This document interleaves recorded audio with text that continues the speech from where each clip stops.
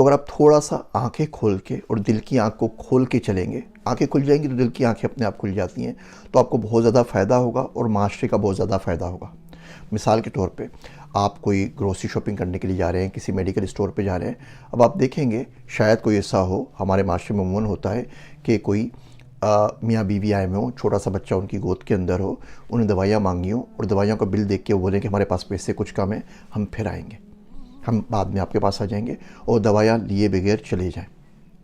नौमौलूद बच्चे के साथ। आप देखेंगे कि आप किसी किताबों की दुकान में जाते हैं तो वहाँ पे एक माँ आती है अपने बच्चे के साथ, वो सारी किताबें ले नहीं पाती, बोलती है अच्छा आप ऐसा करें, मैथ की किताब छोड़ दीजिए, अंग्रेज़ी की और उर्दू की और कॉपी मुझे दे दीजिए और पेंसिल ना दीजिए। अब उसके पास 15-20 रुपये, 50 रुपये, 100-200 रुपये कम हो गए, जिसकी वजह से पूरा सामान नहीं ले सकी। आप किसी ग्रोसरी शॉप में आते हैं और आप देखेंगे कि कोई बंदी आ रही है, वो बोल रही है कि भाई आधा किलो आटा दे दो और 1 पाव चीनी दे दो और 1 पाव घी दे दो, अच्छा इसका साशे दे दो। इसका मतलब है कि घी का पूरा डब्बा और पूरी आटे की बोरी और जो भी तमाम चीज़ें हैं, सारी ज़रूरतें ज़िंदगी की पूरी नहीं कर सकती। महीने का राशन तो दूर की बात है, 15 दिन का दूर की बात है, वो रोज़ का जो राशन है उसमें भी सोचती है कि अगर ये लूँगी तो दही रह जाएगा और दही लूँगी तो चीनी रह जाएगी।